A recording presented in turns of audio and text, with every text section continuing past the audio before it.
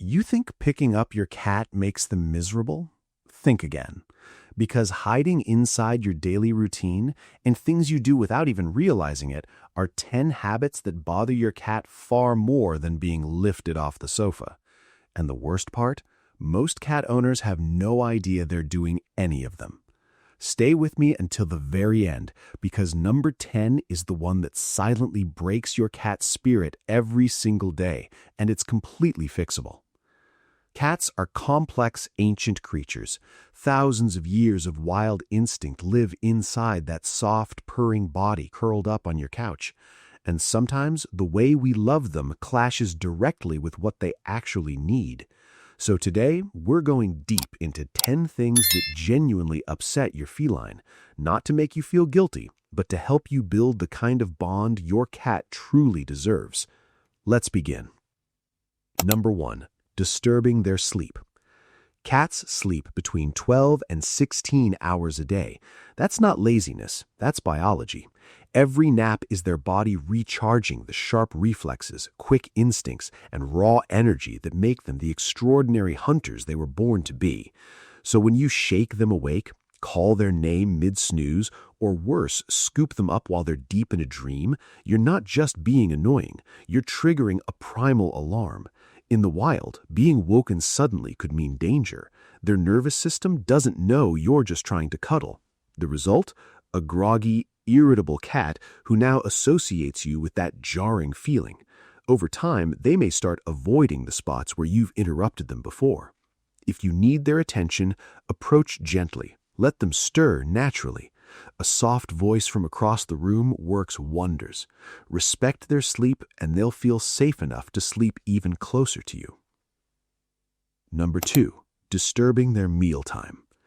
Picture this. You're finally sitting down to eat your favorite meal. You're focused, at peace, enjoying every bite. Then someone walks over, starts rubbing your shoulders, calls your name, and moves your plate slightly to the left. Annoying, right? Now multiply that by ancient survival instinct, and you'll understand your cat. For cats, eating isn't just about food. It's a ritual tied to hunting, territory, and safety. Even in the comfort of your home, something deep inside them says, guard the meal, don't get distracted, stay alert. When someone pets them, interrupts them, or hovers nearby during feeding, they may stop eating entirely, not out of stubbornness, but genuine stress. Give them space at mealtime. If you have multiple cats, separate their bowls, and even their feeding rooms if tension exists. Watch what happens. A cat that eats in peace is a cat that trusts their environment completely. Number 3. Blocking their high ground. Elevation isn't a preference for cats, it's a survival strategy. Up high, they can watch the room, spot any movement, and feel untouchable. Your dining table, your kitchen counter, your bookshelf. To your cat, these aren't surfaces, they're vantage points, they're safety. So when you consistently shoo them down, scold them, or block their access to height, you're not just enforcing a house rule, you're denying one of their most basic needs. And a cat who can't satisfy that need will keep trying, more desperately each time. The solution isn't punishment, it's redirection. Install a tall cat tree near a window. Mount a floating shelf at eye level. Give them a perch that's theirs. Once they have a dedicated high space they love, most cats lose interest in the table almost entirely, because they were never after your table, they were after the view. Number 5. Denying their plant curiosity.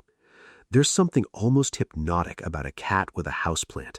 They sniff, they paw, they nibble, and your heart stops because you know half your plants are toxic. Here's the thing. Cats aren't being destructive. They're following a deeply wired instinct.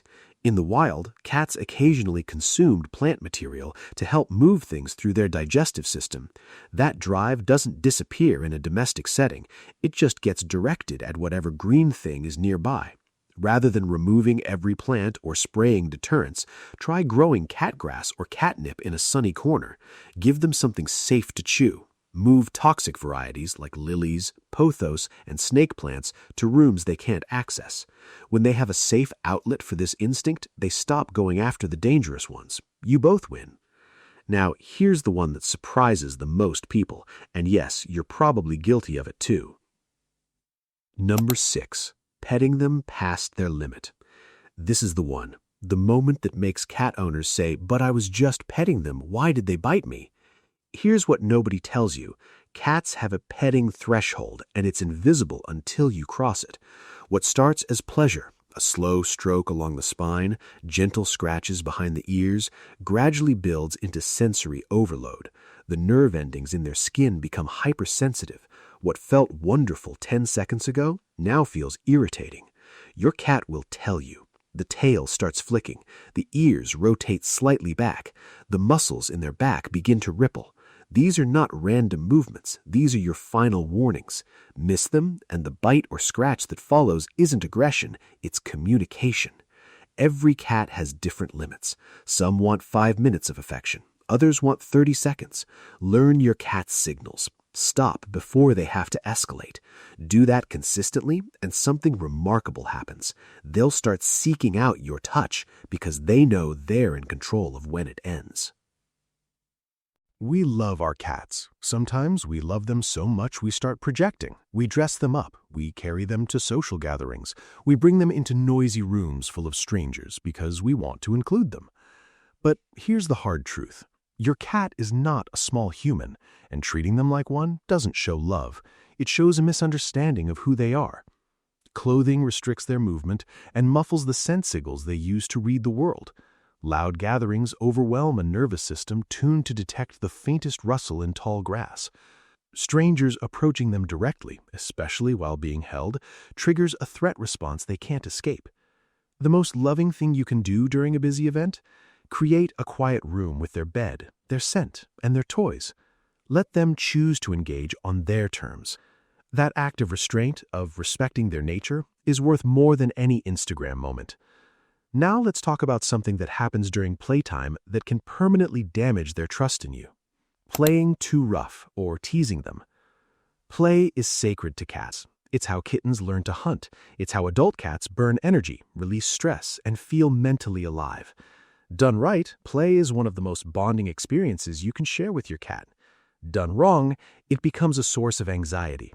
Wiggling your fingers at them until they bite, flicking their ears for a reaction, sneaking up behind them for a scare, these might seem like harmless fun to you. To your cat, they register as genuine threat behavior. Each time it happens, they're logging a data point. This person is unpredictable. This person makes me feel unsafe. Over time, a cat who has been teased or played with too aggressively may become withdrawn, reactive, or stop approaching you altogether. Instead, use wand toys that keep your hands at a safe distance. Let them stalk, pounce, and catch. When they've had enough, they'll walk away. Let them. That boundary, respected every time, builds trust nothing else can replicate. Number 8. Locking them away from the outside world. Your cat may never set a paw outdoors, but their mind lives partly outside every single day. The bird on the fence, the squirrel in the tree, the way the wind moves through the leaves, the smell of rain, of earth, of things growing and changing. These aren't luxuries for indoor cats. They're essential stimulation for a brain built to process a rich, ever-changing environment. Without access to windows, fresh air, or any outdoor view, cats develop what behaviorists call environmental poverty. They may start over-grooming, pacing, or scratching at doors repeatedly, not to misbehave, but because their minds are understimulated and restless. The fix can be as simple as a screened window they can sit beside safely, a bird feeder within their sightline, a sheltered balcony with mesh, even just opening a window for an hour each morning. Small changes, massive impact on their daily quality of life. Every single thing on this list has a solution, and that solution starts with the same thing: understanding. Cats don't ask for much. A safe place to sleep, a meal eaten in peace, a window to watch the world, a person who learns their language and responds with kindness. When you give them that, when you start seeing the world through their eyes, something beautiful happens. They stop hiding. They start seeking you out. That slow blink from across the room, the gentle headbutt against your ankle, the decision to curl up beside you instead of across the room, those aren't small things. Those are everything. Your cat is choosing you every single day. Make sure you're worthy of that choice. If this video helped you understand your cat a little better, hit that like button. It means more than you know. And subscribe so you never miss another video about the extraordinary world of cats.